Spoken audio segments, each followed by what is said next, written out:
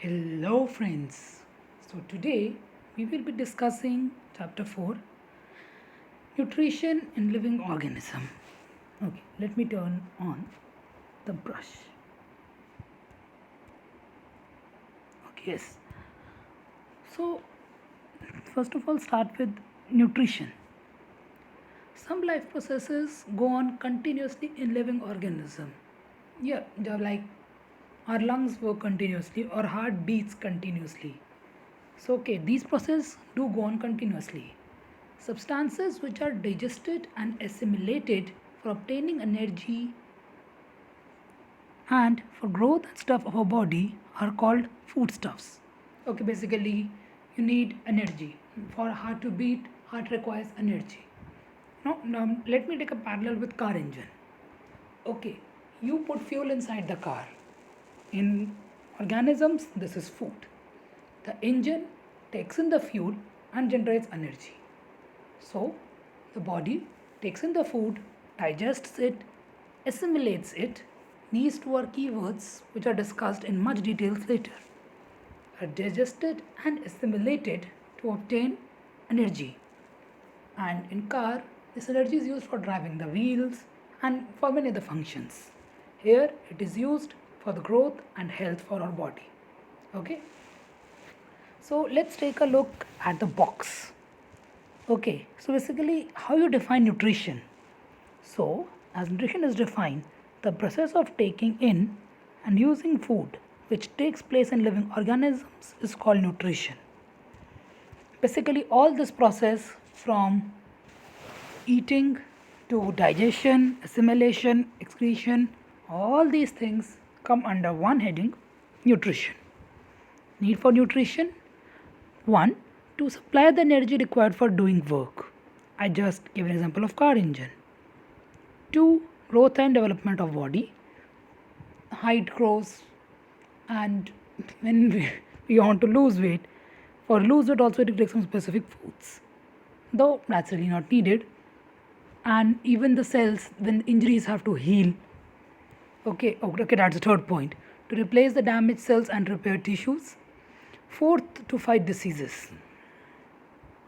As you know, we are surrounded by microbes everywhere and we are constantly bombarded by microbes. So, if we don't eat properly, any of these microbes can become powerful enough to attack us. Okay, so one type of nutrition is autotrophic nutrition. Some organisms can produce their own food and thus nourish themselves. This is called autotrophic nutrition. Okay, so this include most of the plants. Remember, most of the plants. Some plants are heterophilic as well. Okay, it's the later term. So basically, most of the plants produce their own food, and the own food is used for the growth and development of the plant. Okay, this is autotrophic nutrition. Heterotrophic nutrition: some organisms depend on other organisms, plants or animals for their food. This is called heterotrophic nutrition. Let's take a case of humans. We eat chicken, which is an animal, as well as plant, like most of the lentils.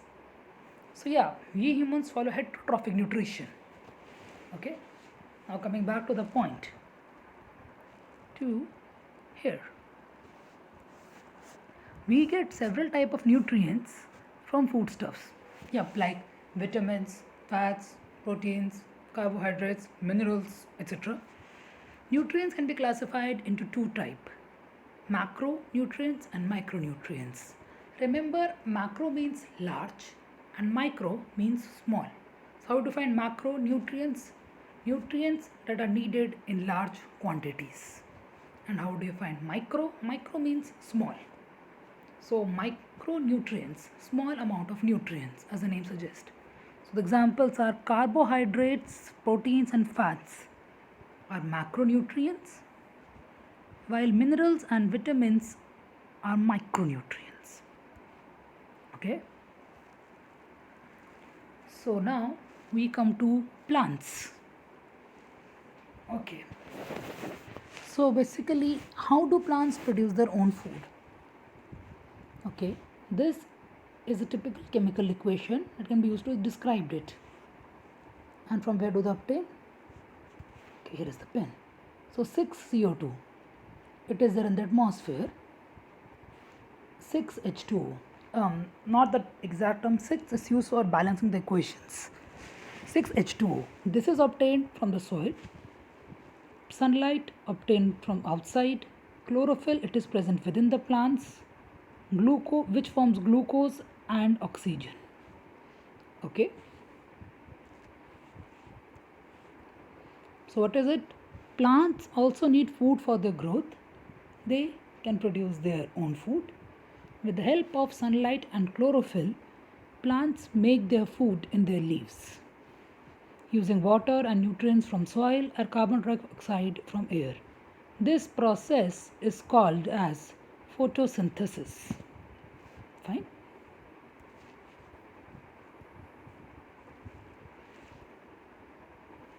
Okay.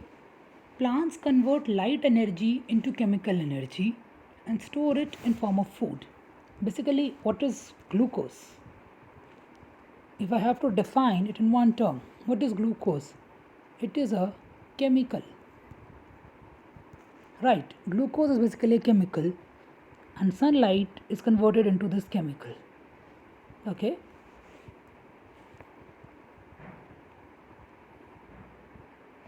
Water, minerals and salts are absorbed by roots from the soil. As I already said, the stem transport them to leaves.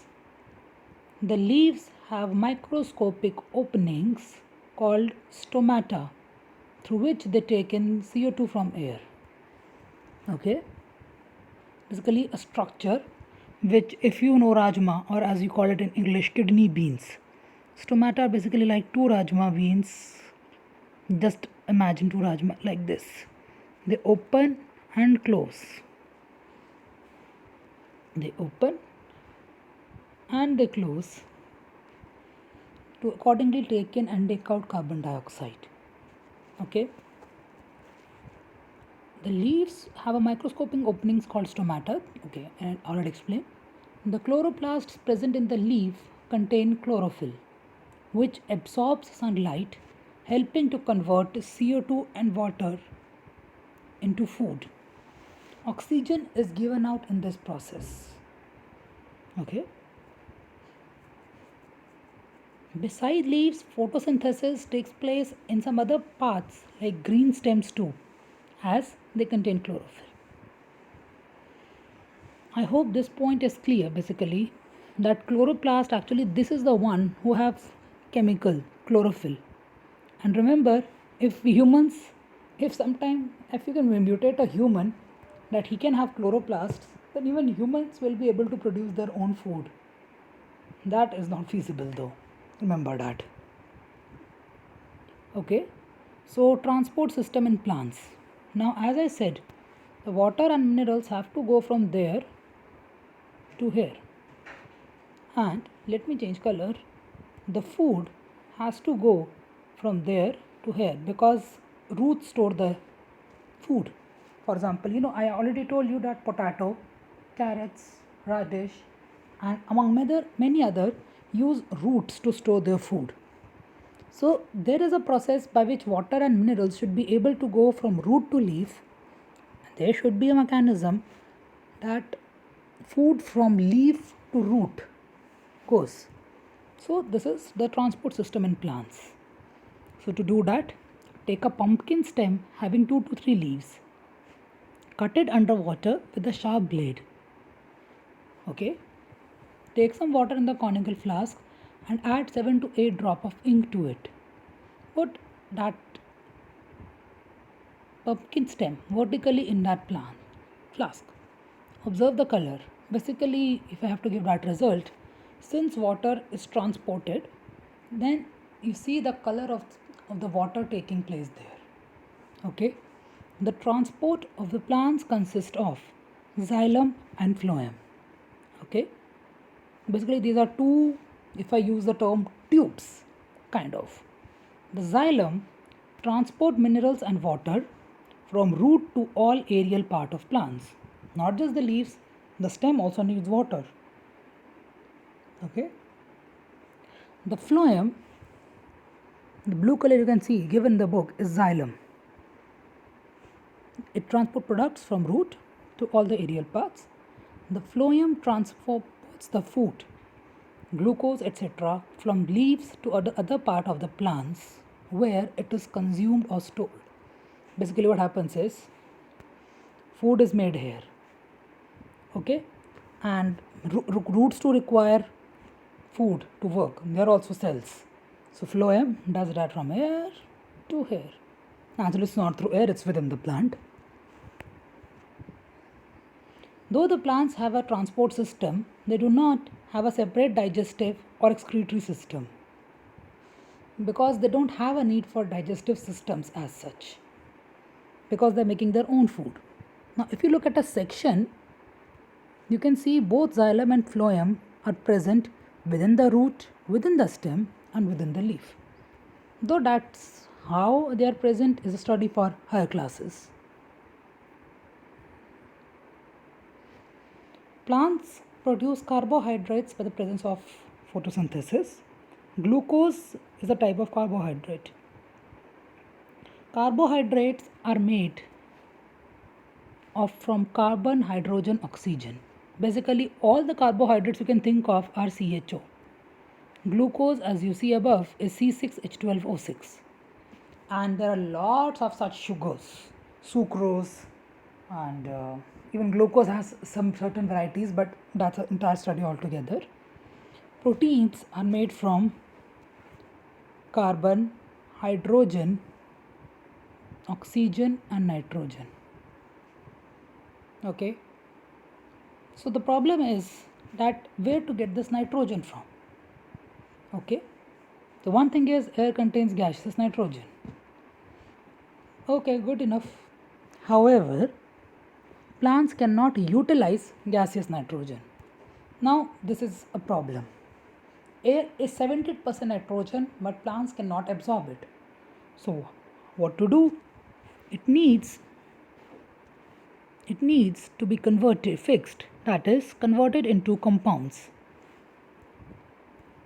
Fixation of nitrogen occurs by biological and atmospheric nodules. Now, biological fixation of nitrogen. Okay, now before we go into detail, consider a root of leguminous plant. Generally, they are tap roots. What happens is the roots are spread out in the soil. So what happens is if you zoom in into the root structure, after I remove that, if you zoom it into the root structure, this is the part, this is the normal plant cell, there is a bacterial cell, okay, one of the microorganisms. So what is their use? They use nitrogen fixation. Okay, they take the nitrogen and convert it to nitrates which are given to the plant. Okay, and since plants get the nitrogen, but it's good for plant, but why should bacteria stay in this arrangement? So bacteria get some free food from the plants. This is a symbiotic arrangement. The bacteria give nitrates and the plants give them food. Symbiotic arrangement, good for both of them. This is basically the enlarged version. If you look there, mind it, this is just approximate. It will look different when you look at under a microscope. Okay, so two different types of microorganisms can bring about biological nitrogen fixation.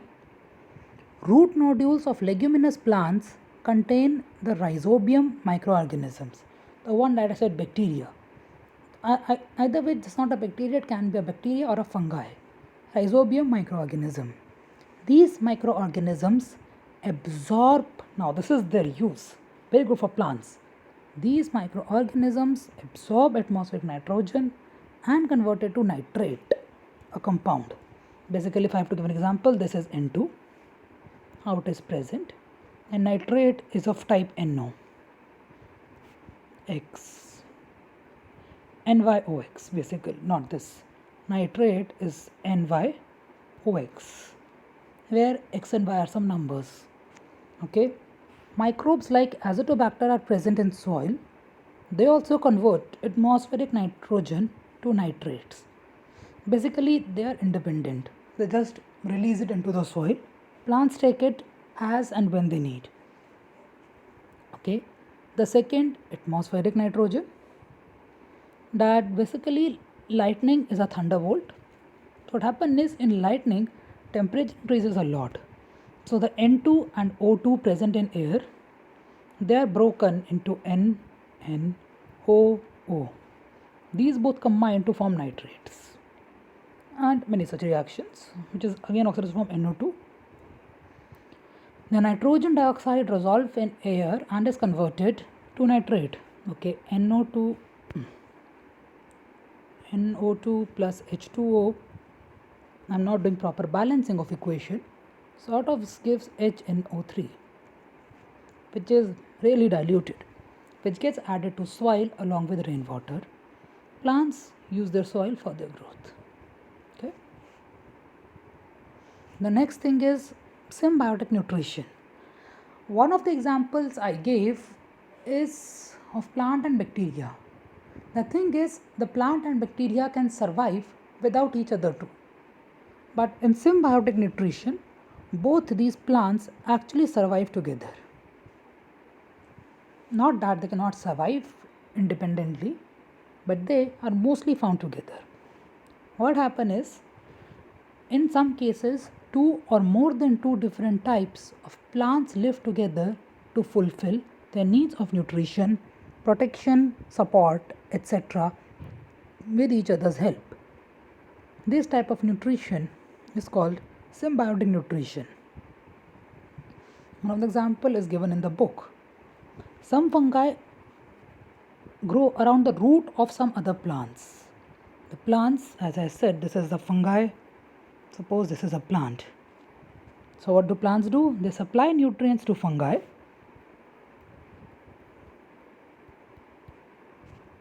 And in return, fungi supply mineral and water to plants.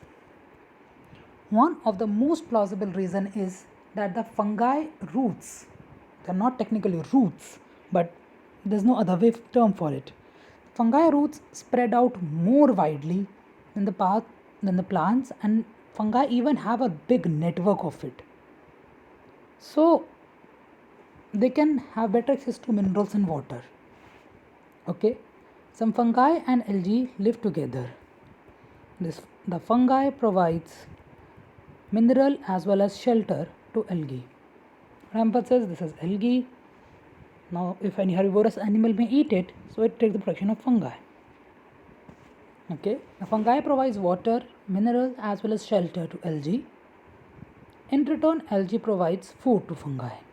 Lichen, or as some people call it, lichen. Both are actually good, but I'll use the term lichen. Lichen is an example of a symbiosis between algae and fungi. Also, some people use the term algae, some people use the term algae. I'll use both the term alternatively. You may use any of the term you like, although algae is what I've heard more commonly. One is heterotrophic plant. We discussed that in one of our initial chapters. So what is the case?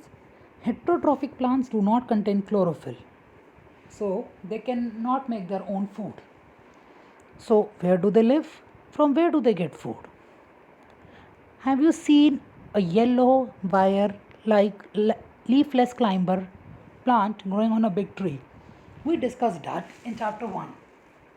If you want, pause the recording before you want to know its name. For others, just try to recall. It was Cuscuta. Okay. The plants that grow on the body of other plants to obtain food are called as parasitic plants. Okay. Basically, you can find it everywhere. Even if you do your normal gardening, these plants come out of nowhere. Due to absence of chlorophyll, the Cuscuta is completely dependent on the host plant, like we are dependent on plants. sort of that relation. Hence, it is said to be a completely parasitic plant. Okay, there is completely parasitic plant and there is another variety, obligatory parasitic. I don't know if I should be discussing it, but okay, let it be. Basically, obligatory parasitic plants are who can stay independently. Oh, sorry, obligatory means the same, who have to parasitic. I don't remember the name of other variety, but there are some who can stay independently but prefer to stay because it's cheaper. I mean, not in terms of money, in terms of cost. Okay. Hence, it's a completely parasitic plant. Okay. Then comes insectivorous plant. Now, this is a case how some plants, we have seen how some plants feed upon insects to obtain nutrients. These insectivorous plants generally grow in soil or water deficient in nitrogen compound. Okay, if nitrogen is not there or the bacteria which do the conversion are not there, then there is a severe problem of nitrogen because nitrogen is one of the nutrients the plants need, not just lentils but many. The plant body of the Drosera burmani has a flower like appearance. It grows close to the ground. What happens is, as the bees are rotating the seed, its leaves are attractively pink or red in color with hairs at the margin. Droplets of sticky substance are found at the tips. What happens is, the bee goes around, it sees a beautiful flower. It is like, oh, I can find a nectar there. It goes, it lands on the plant, and then, as it is written, the drops of sticky substances are found. The moment the leaf lands on the flower, the sticky substance sticks. Now, the problem is the bee cannot fly. So, gradually and gradually, the plant is taken in. Okay. The next is saprophytic plants. They saprophytic in a nutshell is the one who obtain their food from dead and decaying matter. Okay, they have a really important role in the ecosystem. Else we would be seeing dead leaves and dead animals being cropped up everywhere. Various types of fungi like mushrooms and yeast are saprophytes. Fungi secrete digestive enzymes on the dead remains to digest or break the carbon compounds they contain. Look, even if after everything is done, but there is still a scope. There are still small bodies we cannot see, or maybe they're buried deep inside. So what the plants do is they they check for any carbon compounds. If it is there, they give the compound, and then it's done. The resulting solution is absorbed to obtain nutrients. Okay. Now, one thing is, always remember this is a really good thing. Fungi can be both useful and harmful. The one you see growing on the bread, if you want to see that fungi, although I won't recommend it, take a bread, okay, and keep it moist. And if it's hot, then don't try that because fungi have a really hard time in hot conditions. If it's humid, even better. Take a bread and try to keep it humid. Within 2 to 3 hours, you will see a slight white like structure which is called fungi. I think in proper Hindi, you call that term kai. Okay. Yeast and some mushrooms are useful. Actually, if you are making anything, you add yeast to it. Even for that matter, the books mention yeast is used in fermentation processes and for making bread. Idli, dosa, curd. Okay, maybe no, not curd. Curd uses lactobacillus bacteria, that's different thing. Basically, idli and dosa, both of their batter use yeast. Mushrooms are a rich source of iron and vitamin. Okay. Okay, before explaining the table, I would like to go about what is chlorophyll. So basically, a chlorophyll is a compound made of magnesium and iron. Okay, I'll just go through very briefly through it. If you don't want, just ignore that part, but just I know it should help. This is sort of a chemical structure of chlorophyll. Magnesium surrounded by 4 iron atoms. Even if you ignore it, that really doesn't matter. But yeah, if you listen, it might help. Okay. Basically, one magnesium atom surrounded by 4 iron atoms. Now back to table. Role of nutrients and effects of the deficiency on plants. Now nitrogen, it has a really important function, important part of protein, chlorophyll and cytoplasm.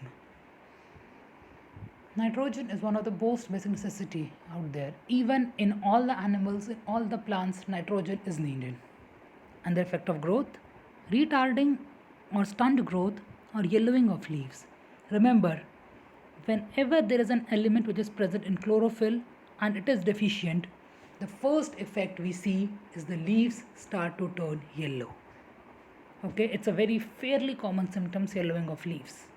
Okay, one is phosphorus. Its function is conversion of light energy into chemical energy. Okay, basically it's converting light energy to chemical energy is a multi-stage process. What I easily explained in one process, sunlight to chlorophyll, the process isn't that easy. Okay, one of the processes requires for phosphorus, and if phosphorus is not there, basically imagine that food is not there. So if food is not there, the growth stages get delayed.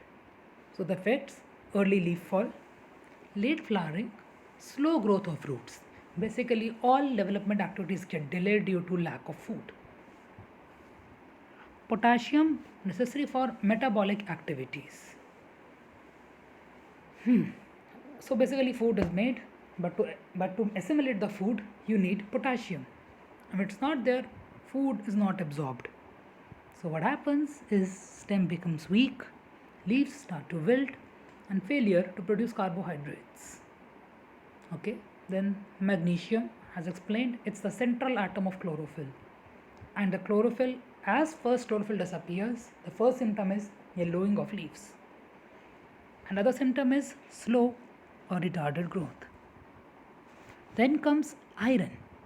Iron, I said 4 iron atoms surround magnesium in chlorophyll. So then second symptom again yellowing of leaves. Manganese, remember manganese is different, magnesium is different. Don't confuse.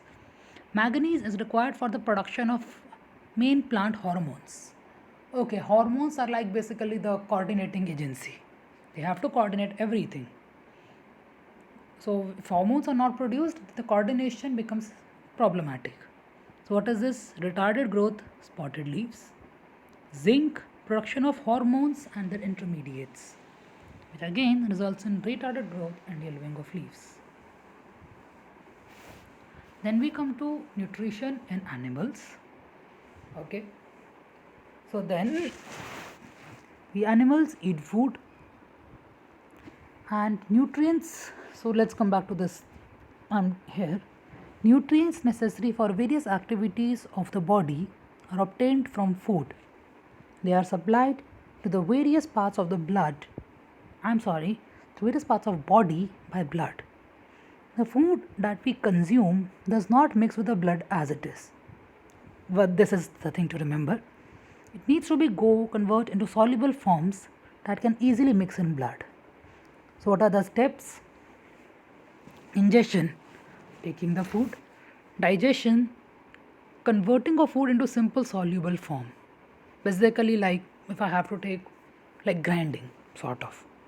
3. Absorption, transfer of soluble food to the blood. Okay, basically the blood now has nutrients. Now the nutrients have to be given to the cells. Assimilation, absorption of absorbed food by cells and tissues. And 5th is egestion, which is the removal of waste products. Basically what happens, you eat food, the food is broken, and until it's very very small particles, they go into blood, the cells take the food and convert them and they do their functions. 5th, egestion, removal of waste products and undigested food from the body.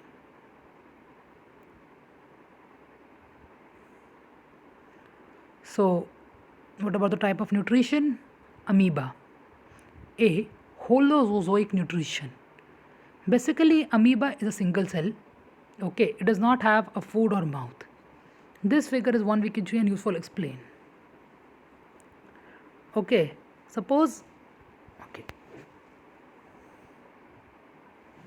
here amoeba sees a food particle, or amoeba cannot see. So what happens is it detects a food particle. Then what happens is it tries to cover the food first of all. Now sort of this way, as seen in the above diagram. And then the food is gradually encircled and taken inside. And then after digestion, whatever is left is thrown out. Okay, that movement, this kind of structures are referred to as pseudopodia. Okay, where it's written, yeah, pseudopodia, which in Latin translates to fake legs. Okay, this is what is mentioned in the above paragraph. And then coming back, in unicellular organisms like amoeba, euglena, paramecium, all sorts of nutrition occur within their same body. But remember, paramecium has a defined body structure. So it does not take in a random shape like amoeba does, it has a different way of feeding itself. Insects have mouth parts for ingestion of food. Okay. For example, insects like cockroach and grasshopper, which have nibble jaw like mouth parts. Basically what happens is that there are many small teeth. If I have to try to draw them, there are some sort of like structures basically which can cut. Butterfly sucks food with a tube like proboscis. Proboscis is like a sort of, remember butterflies have to take the nectar. Basically the tube to take in the plant. Mosquito and bed bugs use a needle-like instrument to pierce and a tube-like mouth to part to suck blood and other fluids. Basically, long pointy end. Okay, it's not that pointy. Let me check if it can be made more pointy. Oh, no, it's already thin enough. So what this is the human skin. So they have sharp enough that they go inside, take the blood and they suck it up. Okay. So kindly classify.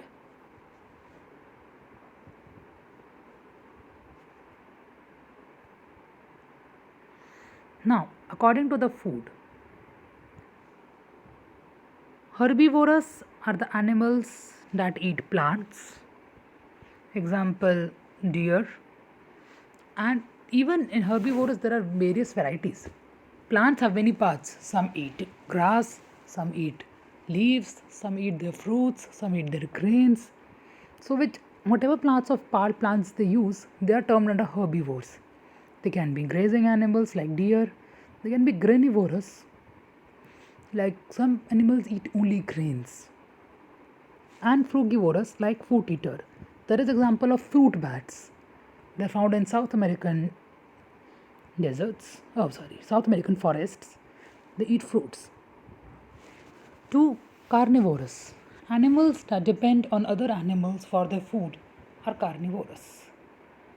Carnivorous are indirectly dependent on plants for food. Yeah, carnivorous depends on herbivorous, which in turn depend on plants. Examples are animals that feed on herbivorous, that is predators, or animals that feed on insectivorous.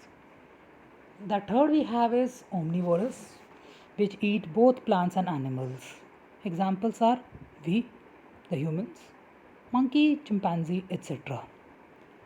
Now come the two variety of food, two variety of animals which around us perform the function of cleaning and conserving the environment by the very act of feeding themselves. They are called scavengers and decomposers. What happens is that if an organism dies and if it is not taken care of by scavengers and decomposers, then illnesses can spread very rapidly through the forest. So scavengers and decomposers have a very, very, very important role in the ecosystem. So what scavengers do? Scavengers obtain their food from dead body of animal. Example, vulture, crow, hyena. Decomposers are the microbes which obtain their food by decomposing the dead body of organisms. Then comes B, saprozoic nutrition, which is basically by absorbing, as they say, the liquid organic material from the dead bodies of other animals or from the environment. Example, housefly, ants, and spiders. The next is parasitic, which is like ticks for dogs and leech for humans, and as a proper Hindi term goes, I can't recall the proper English term, juin, again for humans. Okay, and mosquitoes as well, lest we forget them. Okay, so there are 3 examples above. Some animals depend upon other animals for food. They can obtain the food only from animal whom they are dependent. Mind it. This is called parasitic nutrition. And often there have been cases where parasitics have developed specialized hosts. They cannot survive on the species other than a given host. Okay. So they are of 2 types. One are ectoparasites, which basically suck the blood but they don't enter inside. Okay.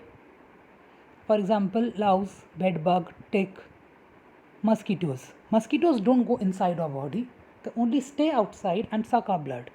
This is ectoparasitic nutrition and such are called ectoparasites. But no, there are some animals that go inside our body and then obtain their food. They are called endoparasitic. Basically, endo means inside. Endoparasitic nutrition, and animals are called endoparasites. Such examples are tapeworms and roundworms. Whenever people say deworming tablets are given, they are given so that these worms, if they are present, they are removed. Okay, so thank you.